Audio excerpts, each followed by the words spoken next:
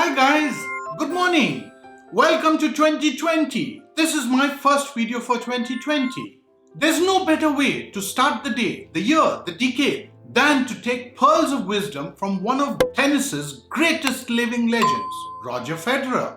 He has a Grand Slam career win rate of 86% with over 20 Grand Slam singles titles. He is just one of the 4 players in the world to have won career Grand Slam on 3 different surfaces. He's the only living legend to be celebrated on Swiss coins.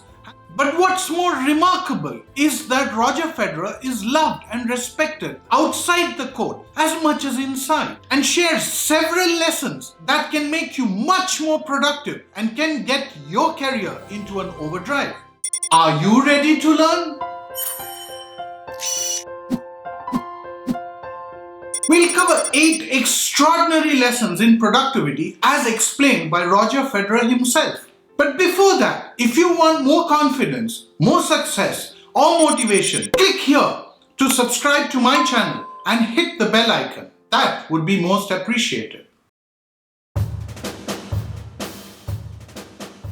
They say that your success is determined by the people you surround yourself with.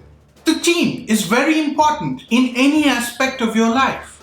Roger Federer himself said, "I feel like a normal guy. It starts with the family. And they have given me everything on my way. At the end, I believe I can do it because of the people around me." Peter Carter, who was his coach between the ages of 10 and 19, was his greatest influence for success. When I was going from 16 to 24, going from boy to man, I had great people surrounding me, and that made the difference. Now I have a team, and it's a nice feeling to be able to celebrate wins and losses of a great season together as a team. By reflecting deeper, I discovered 5 things about productivity. Ordinary people can do extraordinary things by surrounding themselves with the right group of people. By creating your winning team helps you stay motivated and inspired. When people are genuinely happy to see you celebrate and see you excited, you know that you're in the right company. To find the right company, you have to work hard to understand whom to trust around you. And at the end, you need to have mutual respect and trust. This is visible from Roger Federer's comment where he says, "I've had great people who have helped me along the way and helped me make better choices."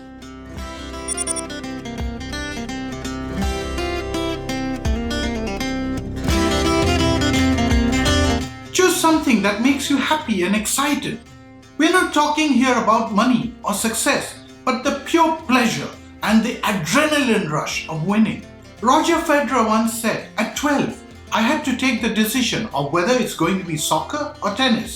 But it was quite easy, to be honest. I liked the pace of tennis better, and I liked the fact that I could take the blame in tennis if I lost." So I took away a number of insights from these conversations. Do what you love.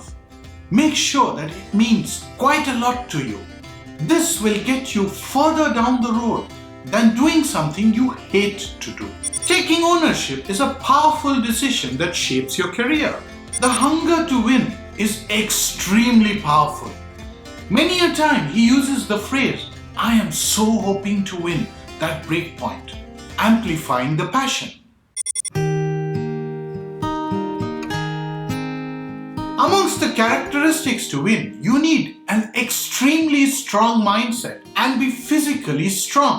While it's a given in the military or in sports, we often forget that it also helps tremendously in business.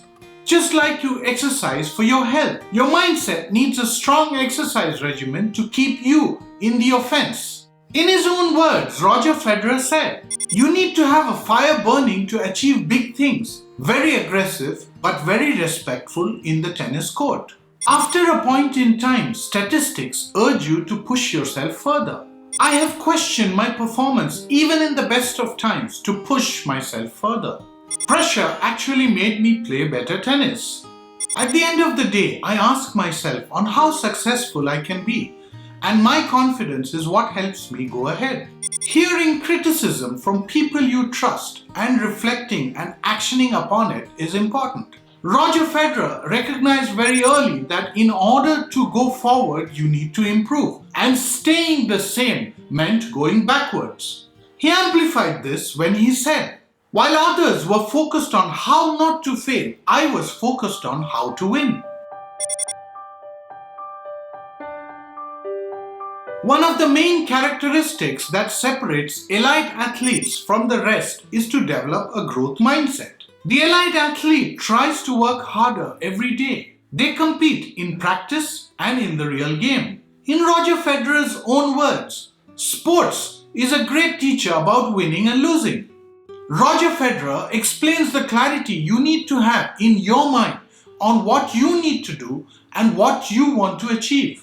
You need to have structured goals. Goals for the short term and goals for the long term, he says. And adds quickly, without any goals or targets, I cannot compete properly. Anger is a negative emotion that introduces negative thinking, hostility, or antagonism towards something or somebody. Ultimately, anger impacts a person's thinking, his decision making, his satisfaction, and his performance. Roger Federer said, "I was a different character in the tennis court 10 or 15 years ago, and I had quite a transformation. From a screaming, racket-throwing person to this calm guy that you see today."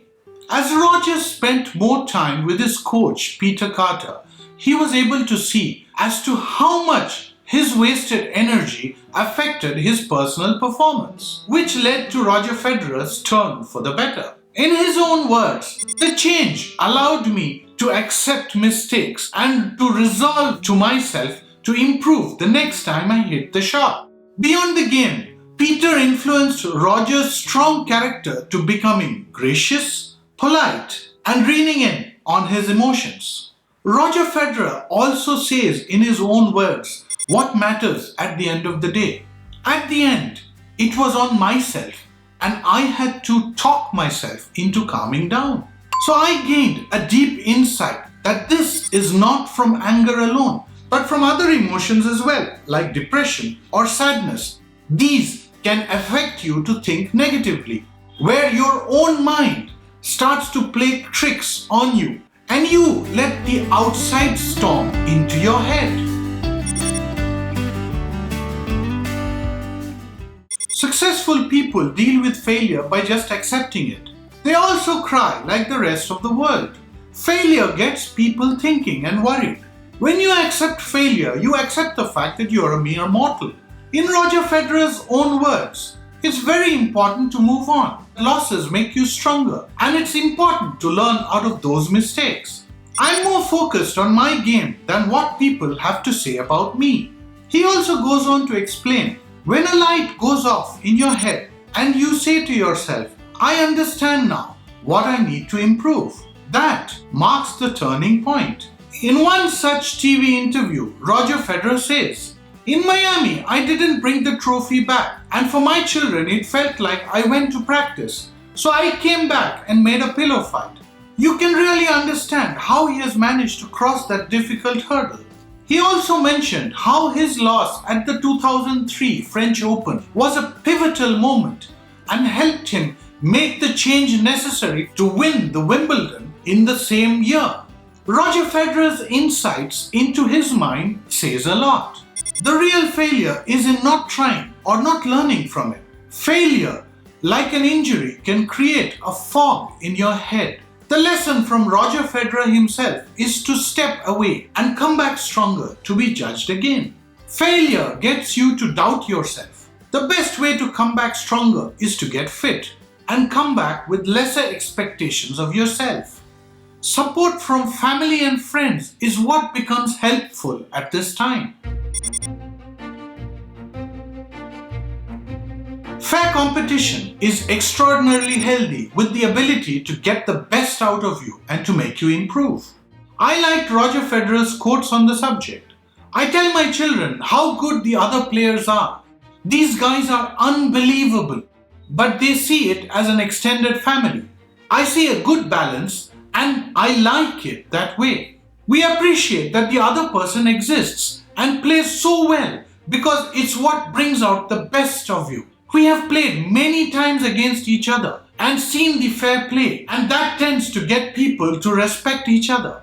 It's at these moments that you can choose to win beyond the win by creating great friendships with competition. Let me give you an example. At the 2009 Wimbledon, Andy lost to Roger Federer in the finals. Understandably, Andy was very emotional in the locker room and Roger Federer decided to celebrate, but in a very reserved manner, by giving silent fist pounds towards his team. What made the difference is that Roger recognized that the moment was tougher for Andy than it was happier for himself. Andy clearly noticed that and made it a point in a 2013 Fox Sports interview to show his appreciation.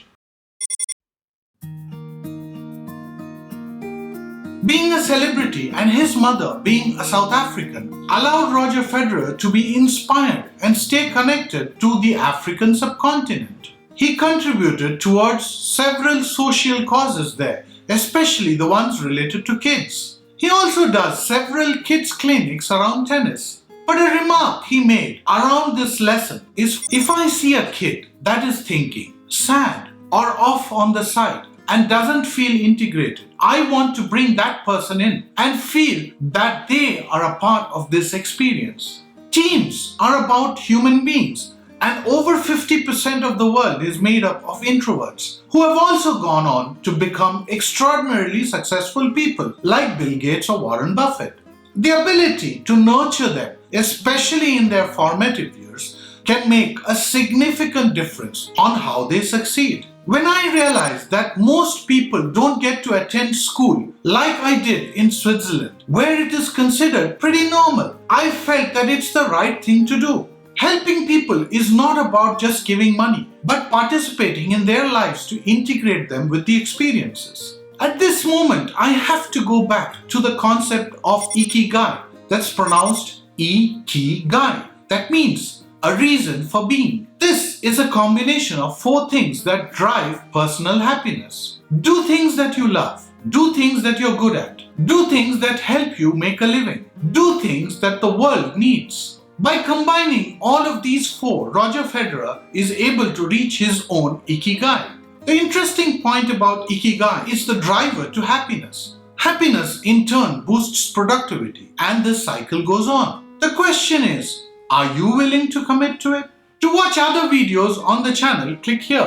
If you want to see more, just click here to subscribe. Don't forget to click on the bell icon to stay notified. See you in the next one. Bye.